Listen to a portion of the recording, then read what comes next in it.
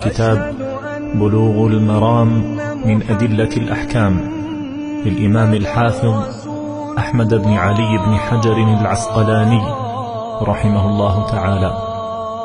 قال رحمه الله: بسم الله الرحمن الرحيم. الحمد لله على نعمه الظاهرة والباطنة.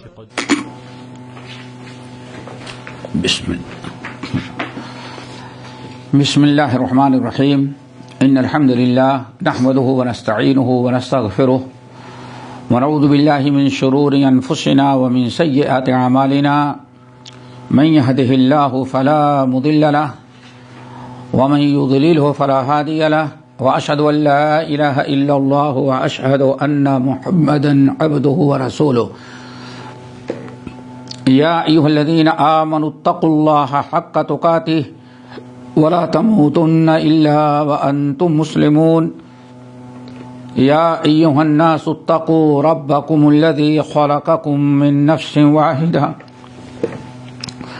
وخلق منها زوجها وبث منهما رجالا كثيرا ونساء، واتقوا الله الذي تساءلون به والأرحام إن الله كان عليكم رقيبا.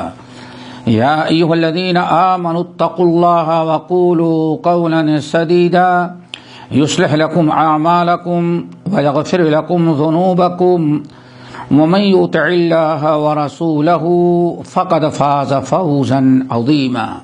أما بعد، فإن خير الحديث كتاب الله، وخير الهدي هدي محمد صلى الله عليه وسلم، وشر الأمور محدثاتها، وكل محدثة بدعة، وكل بدعة ضلالة، وكل ضلالة في النار.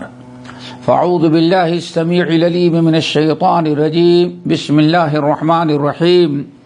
ما آتاكم الرسول فخذوه وما نهاكم عنه فانتهوا. وعن حكيم بن حزام عن النبي صلى الله عليه وسلم قال: اليد العليا خير من اليد السفلى وابدأ بمن تعول، وخير الصدقة ما كان عن ظهر غنى، ومن يستعفف يعفه الله، ومن يستغني يغنه الله. متفق علیہ واللفظ للبخاری.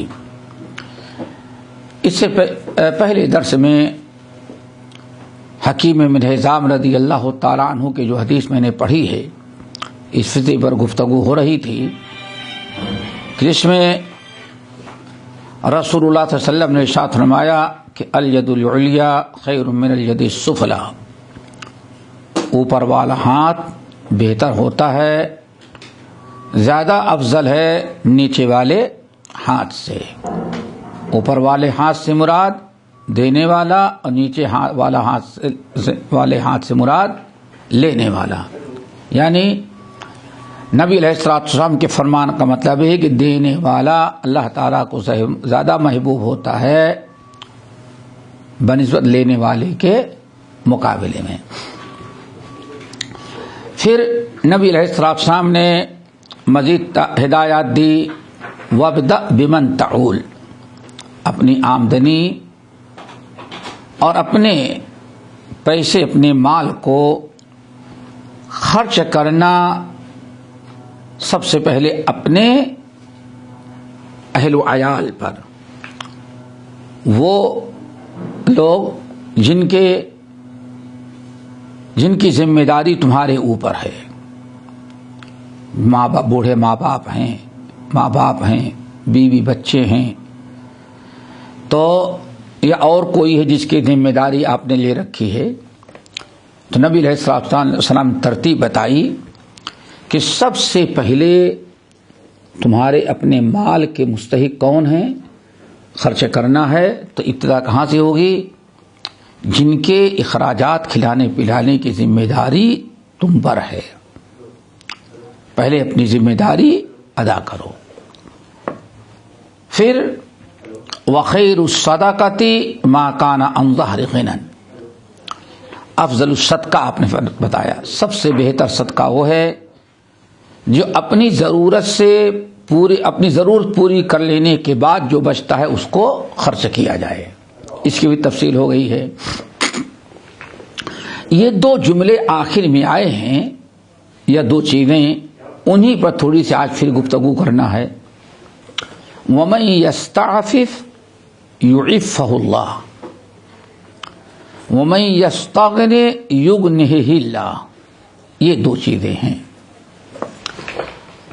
جو عفت چاہتا ہے اللہ تعالیٰ اس کو عفت دے دیتے ہیں، اور جو غنا چاہتا ہے اللہ اس کو غنا دیتے. دو چیزیں ہیں. آج تھوڑا سا انہی دونوں الفاظ کو سمجھنا ہے کیونکہ بڑے اہم ہیں، اور آج وقت کی جو ضرورت ہے، جو ماحول، جس دور میں ہم لوگ زندگی گزار رہے ہیں، اس کی بے انتہا ضرورت ہے. وَمَن يَسْتَعْفِفْ يُعِفَّهُ اللَّهُ. جو تم میں سے عفت چاہتے ہیں، عفیف بننا چاہتے ہیں، اللہ ان کو عفت اور عفیف بنا دیتا ہے، دے دیتا ہے. عفیف یا عفت سے مراد کیا ہے؟ عفیف یا عفت سے مراد یہ ہے کہ انسان کو دنیا میں بہت سارے حالات بدلتے رہتے ہیں. انسان پریشان ہو، فقر و فاقے کی نوبت ہو، لیکن انسان اپنی عزت بچاتے ہوئے مانگنے سے بچنا چاہتا ہے کہ ہم مانگیں گے نہیں. سوال کرنا عفت کے خلاف، اس کے لیے جائز ہے، سوال کرنا اس کے لیے جائز ہے. لیکن اگر کوئی انسان اپنی عزت، اپنی عفت کو برقرار رکھتا ہے، نہیں ہم یہ ذلت کی چیزیں ہم اس کو نہیں اپناتے، اللہ تعالیٰ پر بھروسہ کرتا ہے، تو اللہ کے رسول فرماتے ہیں اللہ تعالیٰ اس کی نیت کو دیکھتا ہے. اللہ تعالیٰ اس کے لیے ایسے حالات پیدا کر دے گا، واقعی وہ عفیف رہے گا، یعنی عفت اس کو مل جائے گی، پاک دامنی اس کو مل جائے گی. پاک دامنی سے مراد سوال سے اللہ تعالیٰ اس کو بچا لیں گے. اور دیکھیے آپ تجربہ کریں، جو انسان، ہم نے ایک شخص کو دیکھا چائے کے ہوٹل پہ گیا ہے، دیکھیں یہاں کی بات، چائے کے ہوٹل پہ گیا ہے، چائے والے سے گرم پانی مانگا ہے. جو بچنا چاہتا اللہ بچاتا، اس کو گرم پانی مانگا ہے، ایک گلاس. اب چائے کا ہوٹل والا ایسے تو نہیں دے گا گرم پانی، یعنی اس کے اندر چائے ڈالے گا تو اس کو پیسہ دے گے. تو شخص نے کہا نہیں چائے نہیں ڈالنا، اور نشہ کا صرف ہم کو ایک گرم پانی برائے مہربانی دو. تو ایک گلاس گرم پانی لیا ہے. ہوٹل میں کنارے بیٹھ کر کے جیب سے سوکھی روٹی نکالا، اس گرم پانی میں ڈال کر کے پھر اس کو کھاتا تھا. پھر اٹھا وہاں سے، پھر جا کر کے بیلچا اٹھایا اور مٹی کھودنا شروع کیا. معلوم کرنے پتا چلا کہ اس کے پاس تنخواہ بھی نہیں ملی تھی، پیسے نہیں تھے، چائے کے پیسے نہیں تھے، گھر میں سوکھی روٹی پڑی ہوئی تھی، اور یہاں اس کو پانی چاہیے تھا، اور گرم پانی میں جلدی گیلی ہو جاتی ہے، ہاں گرم. اس لیے پاک دامنی، اور واقعی اللہ نے اس کو آگے بچایا. تو جو انسان عفت، عفاف، پاک دامنی، یعنی سوال سے بچنا چاہتا ہے، مانگنے سے بچنا چاہتا ہے، تو اللہ تعالیٰ اس کو بچا لیتے ہیں. اور ایسے بہت ہوتا ہے. تعجب کریں گے آپ لوگ، اللہ کے نیک بندے ایک مثال دیتے ہیں. ایک بہت بڑے عالم گزرے ہیں، حافظ عبد المنان وزیر آبادی رحمۃ اللہ علیہ. وزیر آباد آج کا موجودہ جو پاکستان ہے، مغربی پنجاب، وہاں ایک وزیر آباد کے رہنے والے تھے، یہ میاں صاحب کے شاگرد تھے، اور کہا جاتا ہے پورے پنجاب کو، میاں صاحب کے بعد پورے پنجاب کو انہوں نے حدیث سے بھر دیا ہے۔ حدیث پڑھاتے تھے، بہت تنگ کیا گیا، بہت تکلیف دی گئی ان کو، لیکن ڈٹے رہے اور حدیث کی خدمت کرتے رہے۔ جو آپ لوگ کہیں نا کہ حدیث کی تدوین حدیث، یعنی سوچو ان لوگوں کے حالات آئے، اس قدر لوگ مقلدین تھے، حدیث کو نہیں چاہتے تھے، اور یہ حدیث کا علم عام کرنا چاہے، پڑھانا چاہے، اور حدیث میں عمل کرتے تھے۔ تو بس ایسے بھی حالات آئے ہیں کہ اندھے تھے مادرزاد، رات کو مسلمان آتے اور منہ بند، کپڑا گھسا کے بند کر دیتے، لے جا کے پھینک دیتے کہیں۔ ایک مرتبہ انہوں نے دریا میں، ندی بہ رہی تھی اور بارش ہو رہی تھی، اور ندی میں سیلاب تھا، لوگ لے جا کر کے ندی میں پھینک دیے ان کو۔ ہاں سوچو ذرا سا، اور سب مسلمان تھے، اہل بدعہ یا اہل تقلید۔ اتنی مشقتیں اٹھانی پڑی۔ باہر پھینکتے تھے تو دن میں کوئی نہ کوئی دیکھتا، مہربانی کر کے رسی کھول کر کے گھر پہنچا دیتا۔ تو اب سوچا اس کو ایسی جگہ ڈالو گے کوئی پائے ہی نہیں، کیوں سارے لوگ سوئے ہیں، اور سیلاب جو ہوتا ہے تو پانی کی رفتار بھی تیز ہو جاتی ہے۔ دریا میں پھینک دو، صبح ہوتے ہوتے تو پتہ نہیں دریا اس کو کہاں ڈبو کر کے سینکڑوں میل لے کے جائے گی۔ لے گئے، اوپر سے بارش ہو رہی تھی، طوفانی بارش، دریا کی موجیں، ایک ظالم لے کے گئے اور حافظ صاحب کو اس میں پھینک دیا، ڈال دیا۔ لیکن اللہ تعالیٰ جس کو باقی رکھتا ہے، ندی کے کنارے والے لوگ جانتے ہوں گے، اگر آپ لوگ ہیں، ندی کے کنارے تھوڑی تھوڑی دور پہ دیکھیں، نالے جو ہوتے ہیں شہر کے، گاؤں کے چھوٹے چھوٹے، وہ آ کر کے ملتے ہیں، اور وہ ان کا پانی کب تک ندی میں آتا ہے؟ جب تک ندی میں سیلاب نہ ہو۔ ندی میں زیادہ سیلاب آ جاتا ہے تو پانی نالوں میں، پھر نالوں سے گاؤں کے اندر رہ جاتے ہیں۔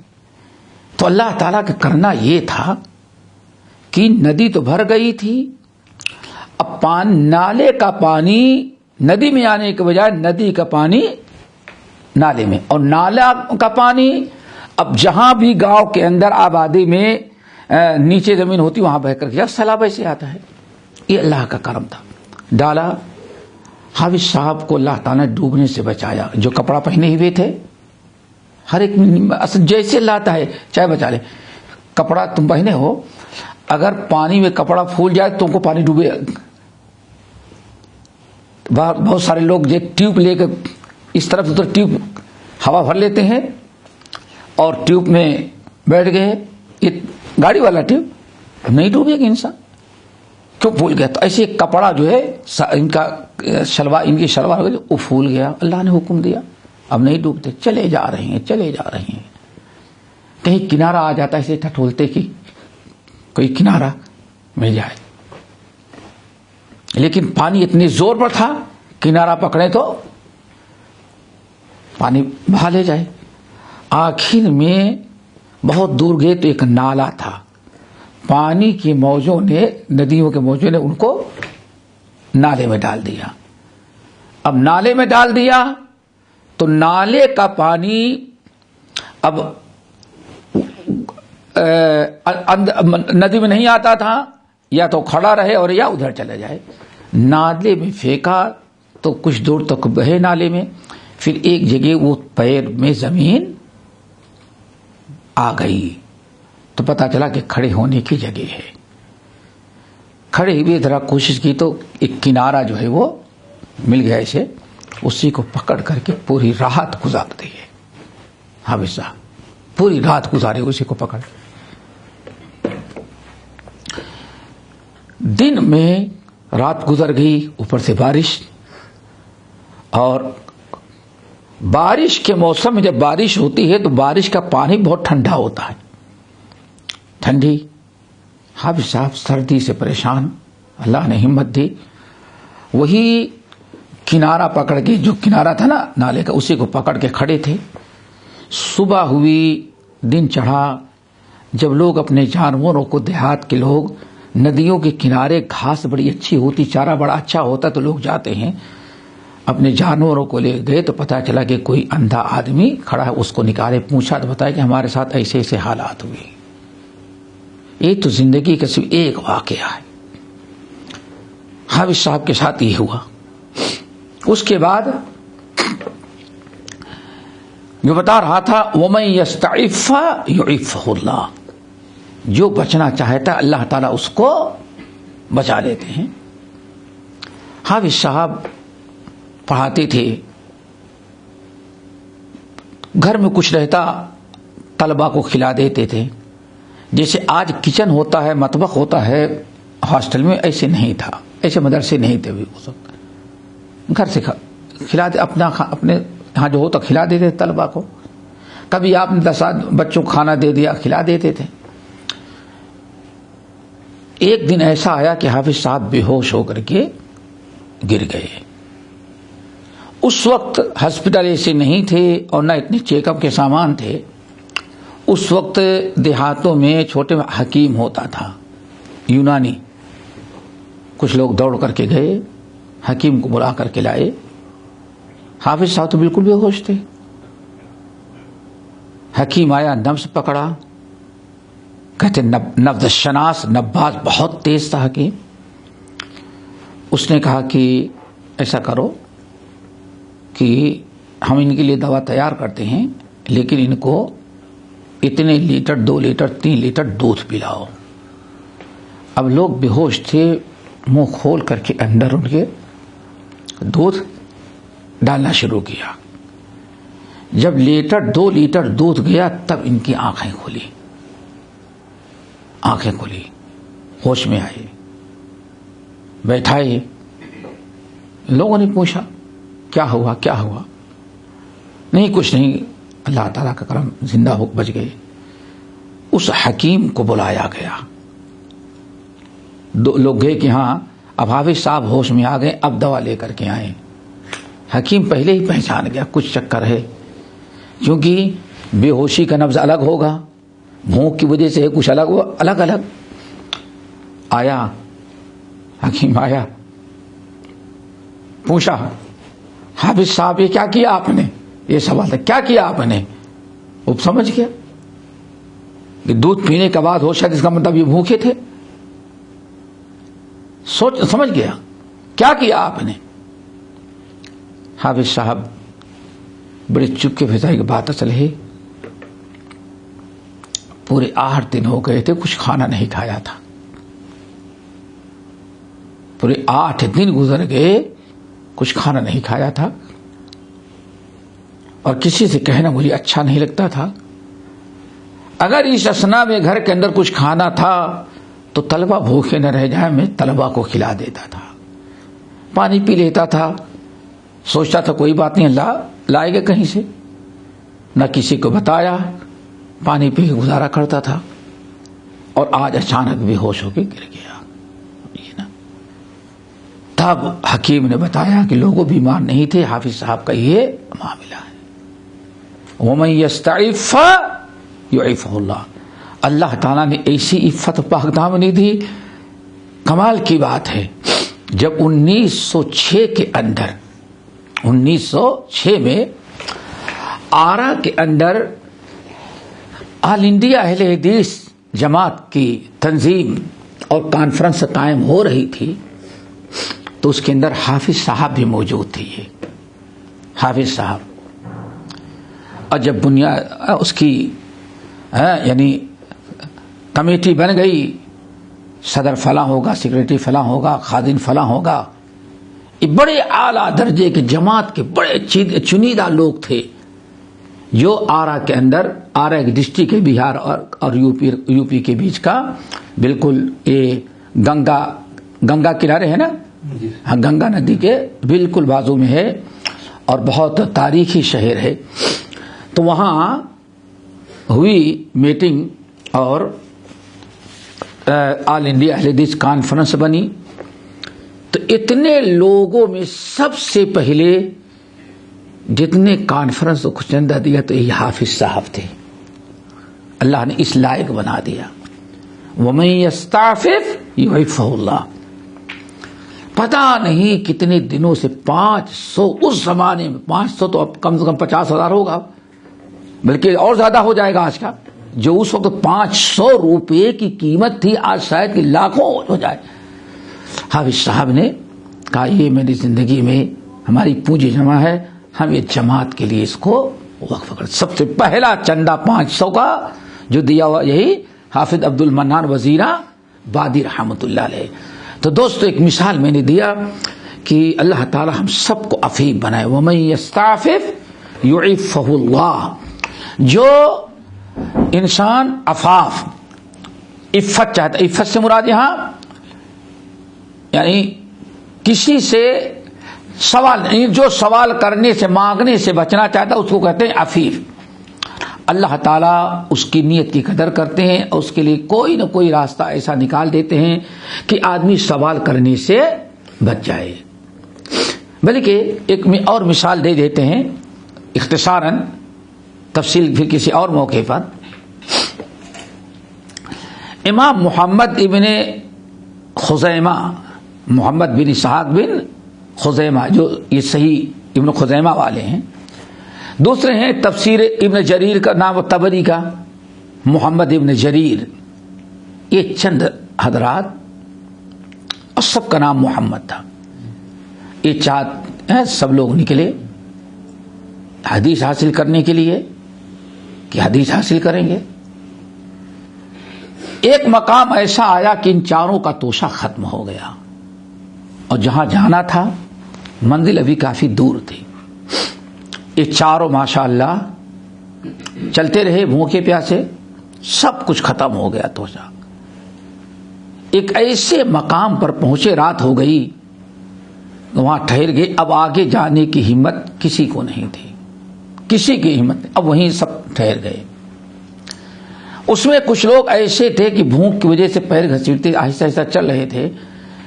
اب وہ ایسے پڑ گئے وہاں کی کہیں گاؤں میں جا کر کے کچھ خریدنا, کسی سے کچھ کہنا اس کے لائق بھی نہیں رہ گئے. سب لوگوں نے محمد امام ابن خزیمہ کو کہا, ابن خزیمہ کو حکم دیا کہ خزیمہ ابن خزیمہ, محمد ابن اسحاق ابن خزیمہ, ہم لوگ تو اس لائق نہیں رہے, اب کھانے کا انتظام تم کرو. دیکھا دوستو, آج بہت ضرورت ہے. آج لوگ مانگنا ایک پیشہ بنائے ہیں اور تعجب تو ہے کہ اچھے خاصے لوگ, داڑھی ہوگی, نماز پڑھتے ہیں, لیکن پیشہ. اور کچھ لوگوں کو منع کیا تو کہتے ہیں بھائی ٹھیک ہے ہمارا پیشہ ہے آبائی پیشہ. آبائی پیشہ کیا ہے؟ وہ مانگنا.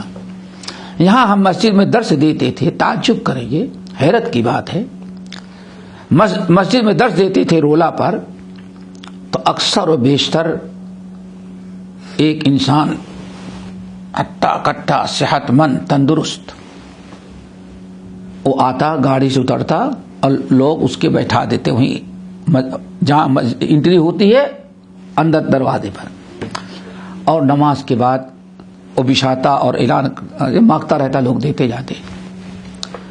حیرت کی بات یہ ہے کہ اکثر آتا تھا اور کندورا بڑا اعلیٰ ٹائپ درجے کے پہنے ہوئے بیٹھتا تھا, شکل اچھے کھاتے خوشحال انسان کے لگتے تھے.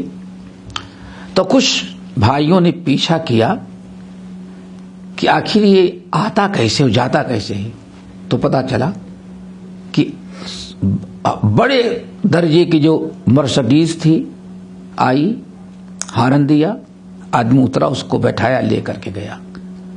لوگوں نے پیچھے گیا تو پتا چلا کہ یہ اس کے سارے بچے حکومت کے موظف ہیں, اور اس مانگنے کی اس نے عادت بنائی تو آج تک مانگنا اس نے بند نہیں کیا. ایسے بھی لوگ ہیں. میں نے کہا کچھ لوگ کہتے ہیں ہمارا آپ کا پیشہ بزنس ہے, آپ کا یہ ہے, ہمارا پیشہ کیا ہے, وہ مانگنا ہے, کیوں اپنا حق نہ مانگے. اللہ اکبر. تو سبق حاصل کرنا چاہیے. یہ بچنا نہیں چاہتے تو مرتے دم تک سوال کا دروازہ بند نہیں ہوتا. اللہ تعالی ہمیشہ بھکاری بنا رکھتا ہے. محمد ابن خزیمہ کے بارے میں لوگوں نے کہا, سارے ساتھیوں نے, نہیں تم انتظام کرو. سب پڑ گئے. یہ کہاں جائیں؟ وضو کیا اور نماز پڑھنے لگے. اور نماز پڑھ پڑھ کر کے دعا میں, اللہ تعالیٰ کہاں جاؤں مانگنے کے لیے, تجھ سے زیادہ دینے والا کون ہے. کہتے ہیں بس دعا کر رہے تھے. اس علاقے کا جو حاکم تھا اس کو خواب آیا, اغسل ملحوف, پریشانوں کی جلدی مدد کرنے کے لیے نکل. سوچا ایسے ہی, پھر نیند لگ گئی. 3 مرتبہ اس سے خواب دیکھا کہ کوئی کہہ رہا ہے اغسل ملحوف, کیوں یہاں پڑا ہوا ہے, اٹھ, پریشان حال لوگوں کی مدد کر. اٹھا, اپنے باڈی گارڈ کو اٹھایا, چراغ لیا, لالٹین چراغ لیا اور گھوڑے بیٹھا. کہا چلو ڈھونڈے کس کی فریاد رسی کریں. تو ایک جگہ پہنچے تو 3 آدمی بستر زمین پر لیٹے ہیں اور امام ابن خزیمہ سجدے میں پڑے اللہ تعالیٰ سے مانگ رہے ہیں. اللہ ہم سب کے سب حدیث کے طالب ہیں, اللہ ہماری اب آگے جانے کا راستہ بند ہو چکا ہے, ہمارے بھوک کے چل نہیں سکتے, اللہ آپ انتظام کریں. اور گھوڑا دوڑاتا ہوا ادھر ادھر دوڑا تو ایک جگہ جب پہنچا تو دیکھا کہ وہاں کچھ نئے لوگ ہیں, سب تو پڑے ہوئے ہیں. ایک جو ہے اللہ تعالیٰ سے دعا مانگ رہا ہے, نماز میں ہے. جب آیا پوچھا کون ہو, کہا ہم لوگ ہیں. کیا نام ہے, کہا ہم لوگ محمد ہیں, ہم محمد اسحاق, محمد جیری, سب کا نام محمد ہی تھا. کہا کون ہو, کہا کیا بات ہے, کہا ہمیں بار بار یہ کہا جا رہا ہے کہ اغسل ملحوف, تو آپ لوگ شاید پریشان ہیں, اسی لیے اللہ نے ہم کو بار بار خواب دلایا اور ہم دوڑ کے آئے, آپ لوگ مل گئے ہیں. تو اچھا خاصا کھانے پینے کا انتظام کیا, رات ہی کو دیا, اور جب آنے لگا تو کہا دیکھو جب تک اس علاقے میں ہو اور اس علاقے میں رہ کر کے جتنا چاہو علم حدیث حاصل کرو, یہ جو آج ہم نے بھی دیا ہے اماؤنٹ, اگر یہ ختم ہو جائے گا تو یہ میرا محل ہے, وہاں آنا اور کوئی تمہیں نہیں روکے, نہیں ڈائریکٹ آ کر کے ہم سے ملنا. وَمَن يَسْتَعْفِفْ يُعِفَّهُ اللَّهُ. امام محمد ابن اسحاق نے کہا کہ حضرت میں آپ کے دروازے پر نہیں آؤں گا. کہا میں کہہ رہا ہوں نا آؤ, کوئی بات نہیں, آپ لوگ اللہ کے رسول کے مہمان ہیں. کہا نہیں, ہم اللہ سے مانگیں گے, آپ سوئے ہوئے تھے, ہم لوگ ضرورت مند تھے, اللہ تعالیٰ سے مانگا, آپ کو سوتا ہوا جگا کر کے اللہ نے میرے پاس بھیج دیا, تو آئندہ بھی اللہ ہی تعالیٰ سے مانگیں گے, آپ کو یا کسی اور کو بھیج کر کے اللہ تعالیٰ ضرور ہمارا انتظام کرے گا. دیکھیں وَمَن يَسْتَعْفِفْ يُعِفَّهُ اللَّهُ. تو یہ ایک خاص خیال رکھیں, اللہ تعالیٰ ایسی نوبت نہ لائے, لیکن آ جائے کبھی تو حتی امکان کوشش کرے کہ یہ ذلت والا کام کبھی نہ کرے, یہ اپنی عزت کو بچائیں. انسان کسی سے مانگتا ہے تو چند دنوں میں وہ انسان اس کی نگاہوں میں گر جاتا ہے. تو ہمیشہ یاد رکھیں استعفاف, وَمَن يَسْتَعْفِفْ يُعِفَّهُ اللَّهُ. اور اللہ تعالیٰ نے یہاں آپ لوگوں کے لیے اور بتا دیں, الحمدللہ آپ بھی کچھ دینے کے لائق ہیں. الحمدللہ یعنی بوقت ضرورت 10 20 150 دے کر کے کسی کی مدد کرنے کے لائق ہیں الحمدللہ سارے اس لوگ. راستہ چلتے ہوئے 10 5 نکال کر کے صدقہ کر دینا کوئی مشکل نہیں. الحمدللہ اللہ تعالیٰ اس سے بھی زیادہ ہم کو اور آپ کو دے اور لائق بنائے. ایک چیز یاد رکھیے گا، آج جو خاص طور سے ہم بیان کرنا چاہتے تھے، اس لفظ کا معنی ان میں ایک ہے کہ اللہ تعالیٰ نے ایسے لوگوں کی بڑی تعریف کی ہے. کیسے لوگوں کی؟ جو کسی کے سامنے ہاتھ نہیں پھیلاتے. ہاں، جو کسی کے سامنے ہاتھ نہیں پھیلاتے. انسان اس کو خیال رکھے. سورۃ البقرہ کی آیت نمبر 273 273 یہ بہت اہم آیت ہے. آپ لوگ رکھیں. اللہ تعالیٰ جب آپ کو دولت سے نوازے اور نوازے تو اس آیت پر عمل کیجئے کہ کبھی بھولیے گا نہیں. آیت ہے للفقراء الذین، یعنی صدقات خیرات، یہ اس کے مستحقین کون ہوتے ہیں. آیت مل گئی 273. اس سے پہلی والی آیات کو دیکھیں گے تو کئی آیات میں صرف صدقات اور خیرات کا تذکرہ چل رہا ہے. اللہ رب العالمین نے صدقات خیرات آپ کے مالی تعاون کا جن لوگوں کو مستحق قرار دیا ان میں ایک قسم یہاں ہے لوگوں کی. یہ ضرور یاد رکھیے گا، بہت ہی ضروری ہے اس آیت کا سمجھنا. للفقراء الذین احصروا فی سبیل اللہ لا يستطيعون غربا في الارض يحسبهم الجاهل اغنياء من التعفف.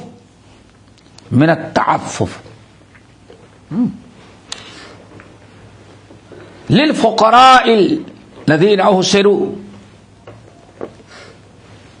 اور تمہارے صدقات کے، تمہارے خیرات کے، تمہارے تعاون کے، تمہارے مال اور آمدنی کے مستحق وہ حاجت مند بھی ہیں جن کو اللہ تعالیٰ کے راستے میں روک دیا گیا ہے. احصروا فی سبیل اللہ. حصار جانتے کس کو کہتے ہیں؟ حصار چاروں طرف سے جو دیوار کھڑی کر دی، ابھی تو کوئی ضرورت نہیں. ہاں، حصار سامنے والا آ نہ سکے، ہاں وہ تو ہٹا دینے والا جو ٹکسر سے ہٹ جا رہا ہے، ایسا مضبوط جو ہٹے نہیں. ہاں، اس کو کہے حصار. وہ چاروں طرف گھیر دینا کسی چیز کو محفوظ کرنے کے، اس کا کہا جاتا ہے حصار. احصروا، اللہ تعالی کی راہ میں ان کو محصور کر دیا گیا ہے. لا يستطيعون ضربا فی الارض، روزی روٹی کے لیے باہر نکلنے کا موقع ہی نہیں ملتا، استطاعت ہی نہیں ہے. آ رہی بات سمجھ میں نا؟ للفقراء الذین احصروا فی سبیل اللہ، ان فقر کے معنی ہے محتاج، حاجت مند.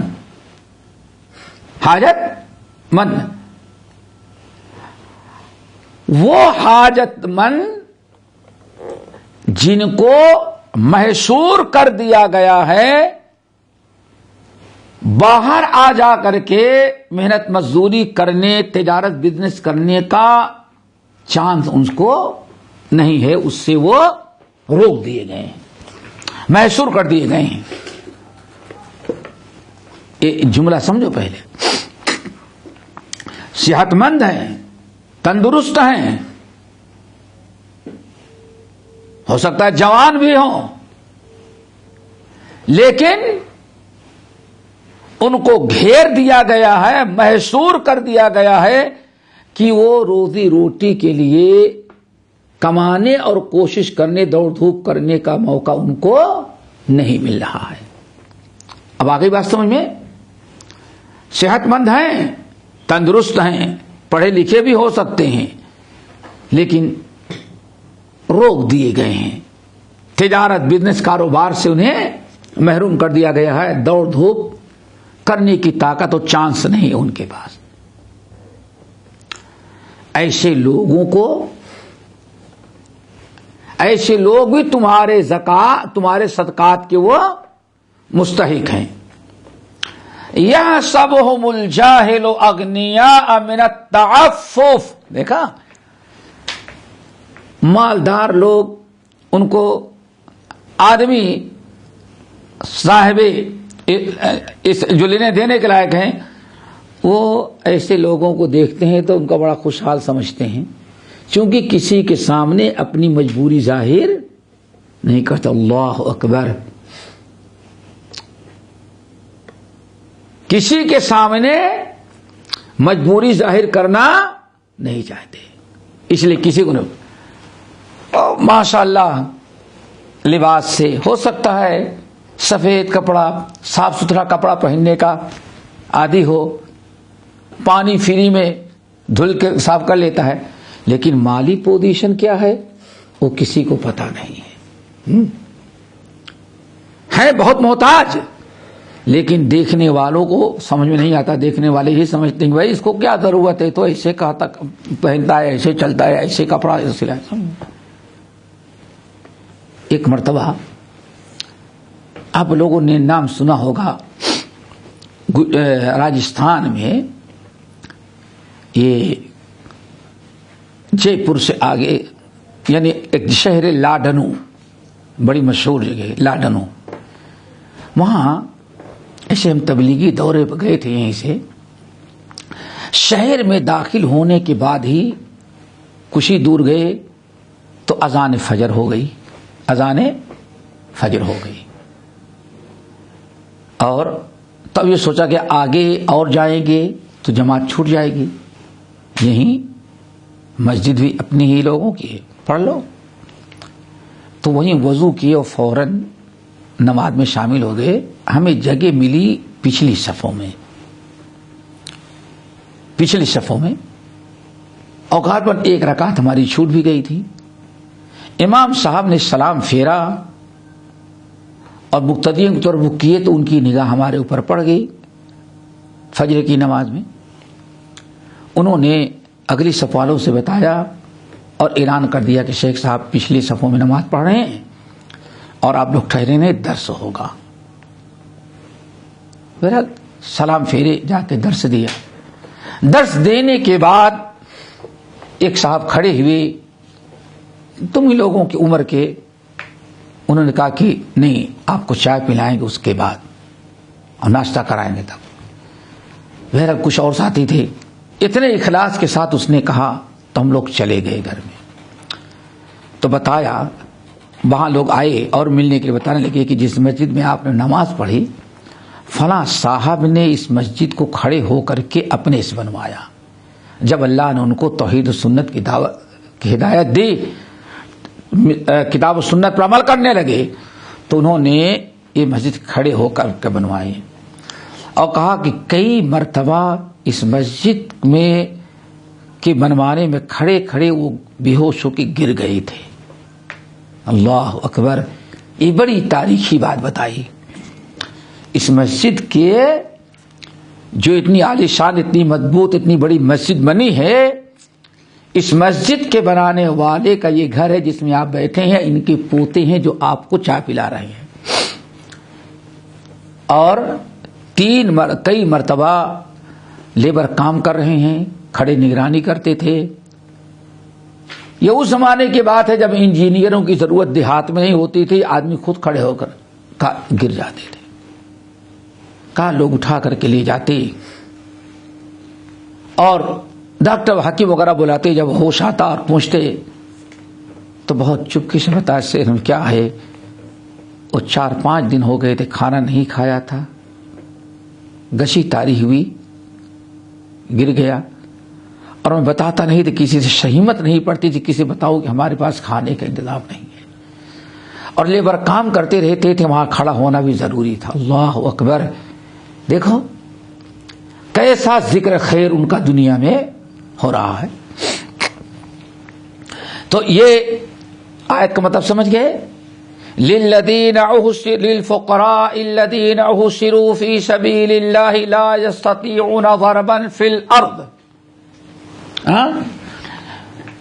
یہ آپ کے صدقات کے مستحق وہ لوگ بھی ہیں، ان کو بھی دو جو اللہ کے راہ میں جکڑ دیے گئے ہیں، محصور کر دیے گئے ہیں، پابند کر دیے گئے ہیں.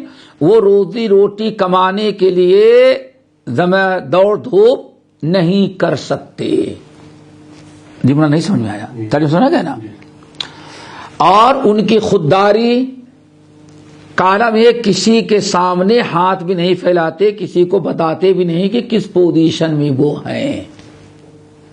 یحسبہم الجاہل اغنیاء، لا علم لوگ یعنی ان کے حالات سے جو لا علم ہیں ان کو سفید لباس میں ملبوس دیکھ کر کے ان کو بے نیاز اور غنی سمجھ، اس لیے دوسروں کو دے دیتے ہیں، ان کو دیتے نہیں، حالانکہ وہ مستحق ہے.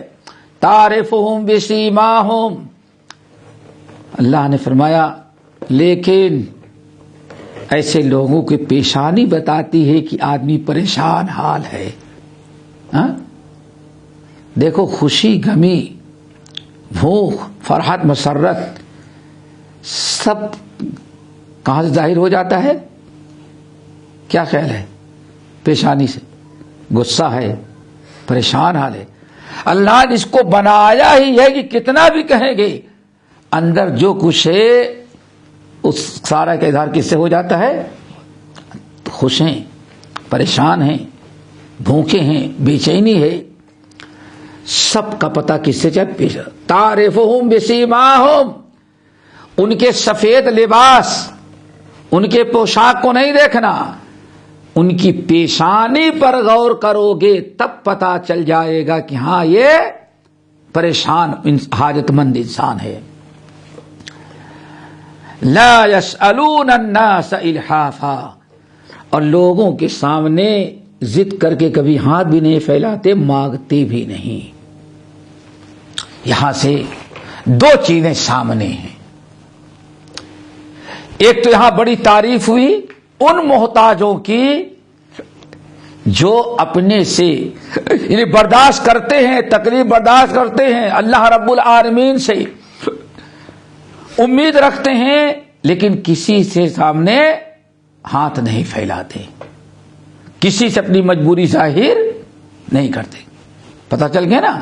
اللہ تعالیٰ ان کی تعریف کر رہا ہے اور مالداروں کو خطاب کرتا ہے کہ ایسے لوگوں کو پیشانی سے پہچانو، نہیں مانگتے تو ان کو پہنچاؤ، ان کو دو.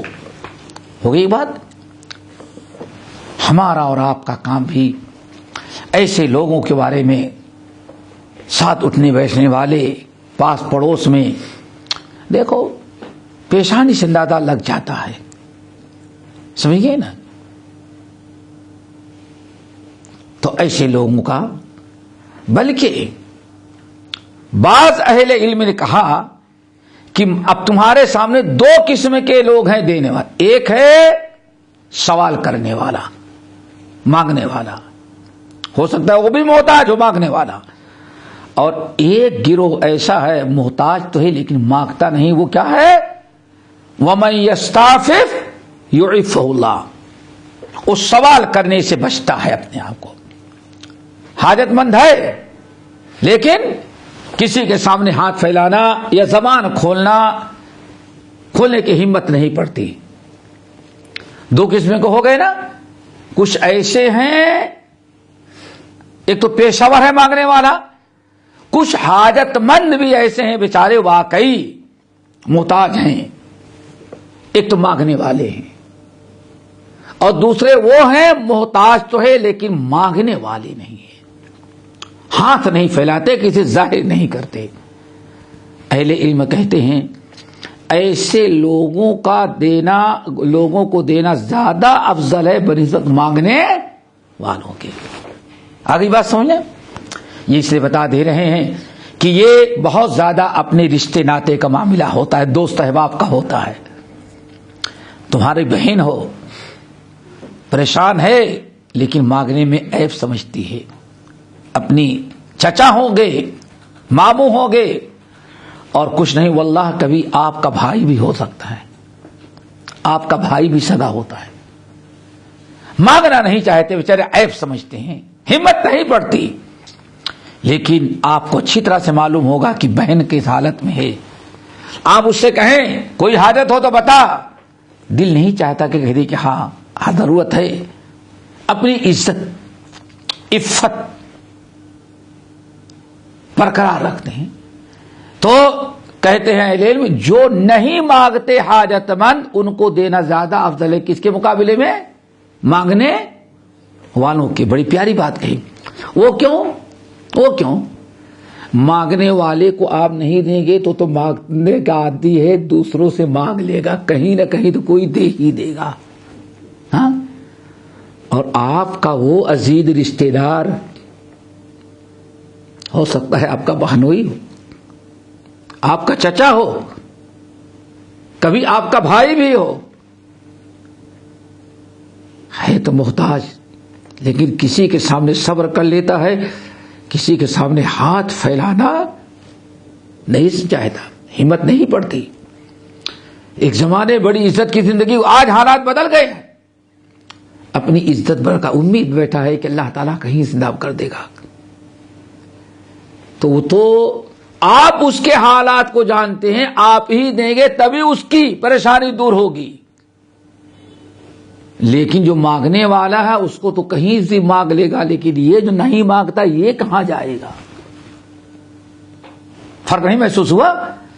تو اسی لیے اہل علم کہتے ہیں اس آیت میں جن لوگوں کا بیان ہے ایسے لوگوں کو دینا زیادہ افضل ہے مانگنے والوں کے مقابلے میں۔ اور استعفاف کا ایک تو ہے سوال نہ کرنا، اور ایک اور طریقہ اس کو ہے دوستو یاد رکھو، وہ بھی مسلمانوں کو چاہیے، وہ کیا؟ ایک آدمی محتاج ہے لیکن مانگنے کے بجائے وہ دوڑ دھوپ کر کے محنت مزدوری کر کے بھی کھانا پسند کرتا ہے،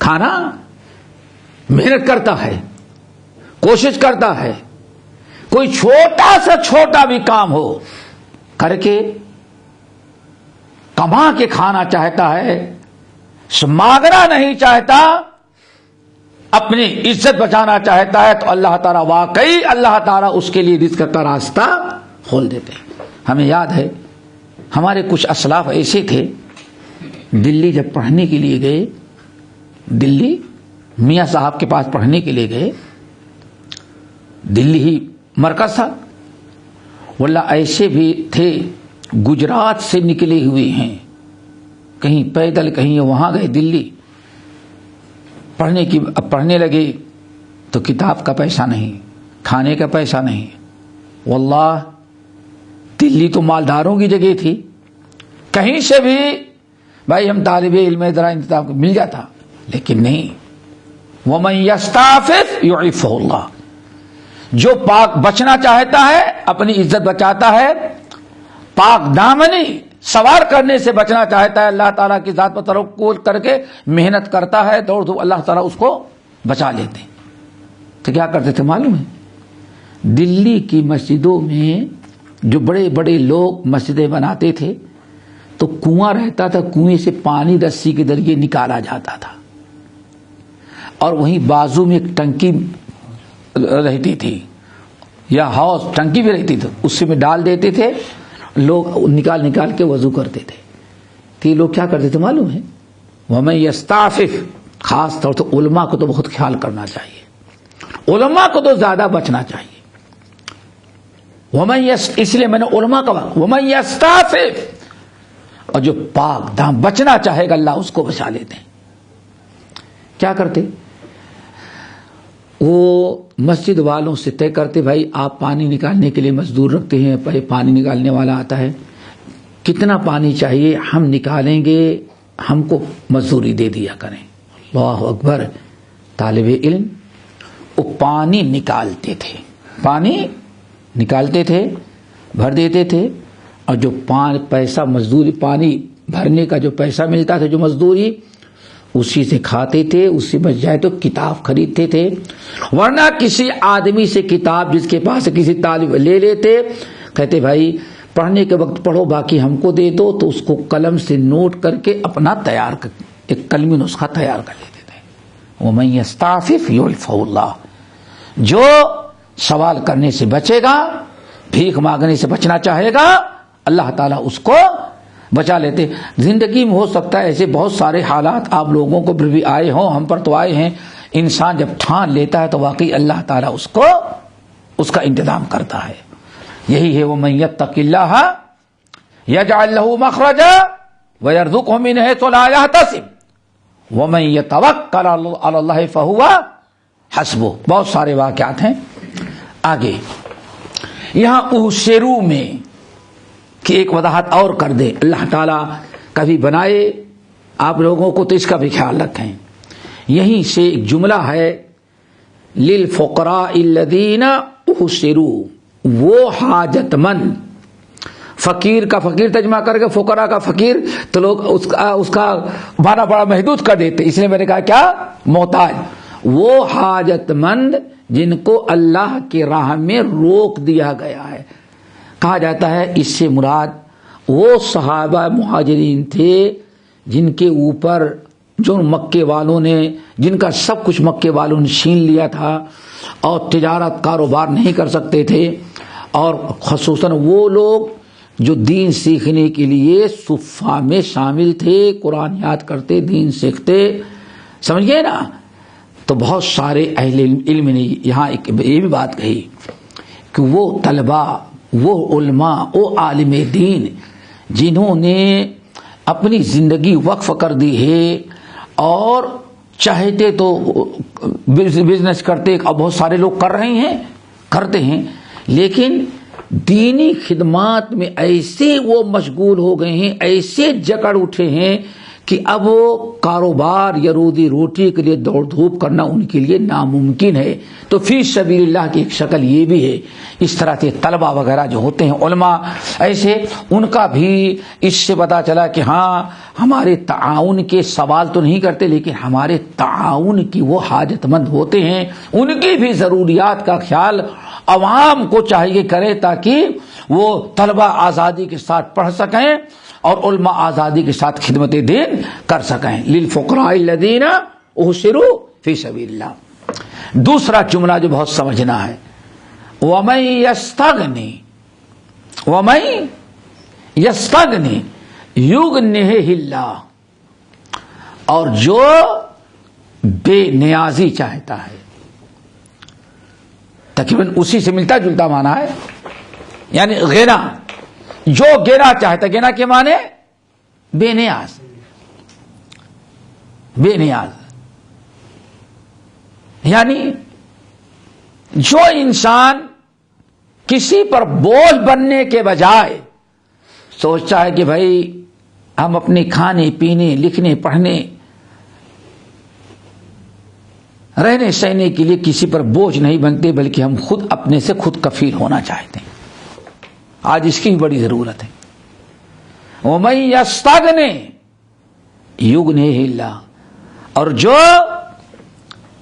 کسی پر بوجھ بننے کے بجائے اپنے پیر پر کھڑا ہونا چاہتے، ترجمہ کر لو، بے نیاز یعنی اپنے پیر پر کھڑا ہونا چاہتا ہے، لوگوں سے کا محتاج بننے کے بجائے بے نیاز اپنے پیر پر کھڑا ہونا چاہتا ہے، تو اللہ تعالیٰ صدق کے دل سے ارادہ کرتا ہے تو اللہ تعالیٰ اس کو واقعی اس کے پیر پر کھڑا کر دیتے ہیں اور غیروں کی محتاجگی سے اسے بچا لیتے ہیں۔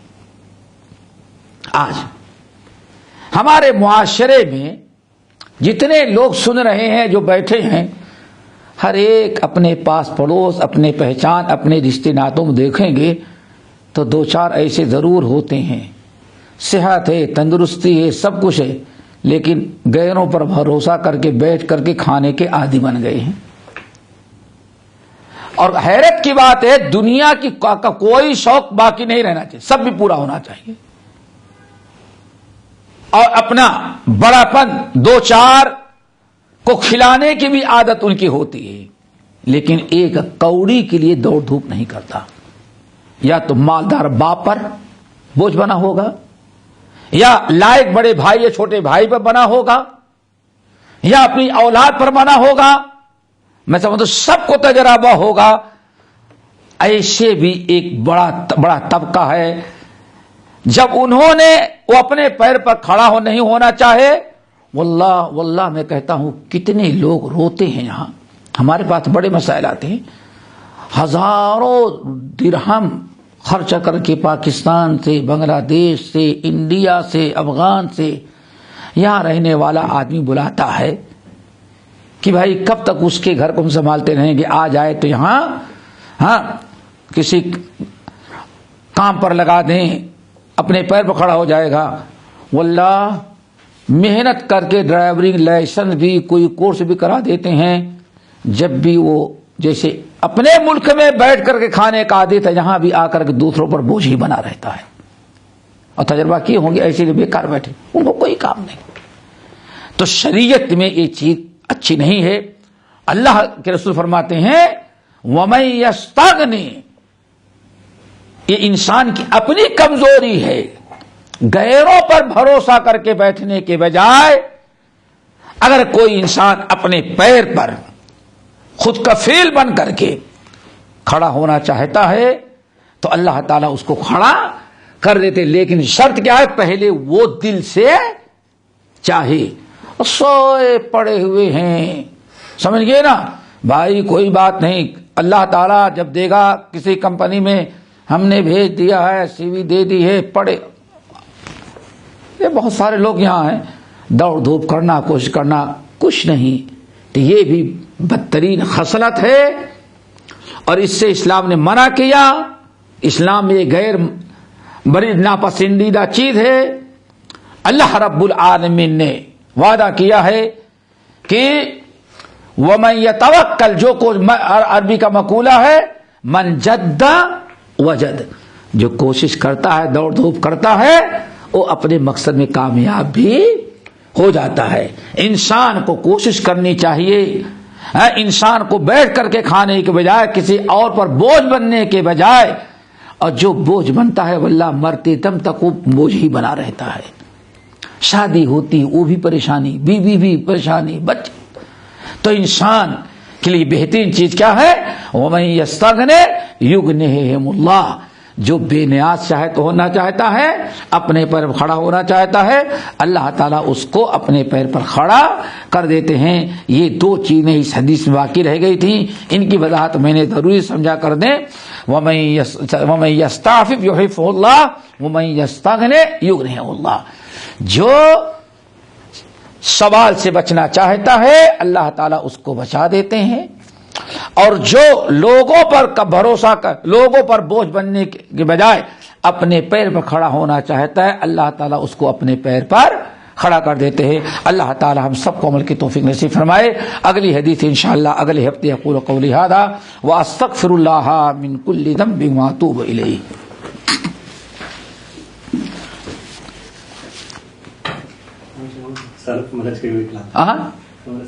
ہاں وہ بھی تو گزر چکا ہے. ہاں ہمارے چینل کو سبسکرائب کیجیے اور بیل آئیکن کو دبانا نہ بھولیں تاکہ آپ کو نئی ویڈیو برابر ملتے رہیں. لائک اور شیئر کرنا نہ بھولیے.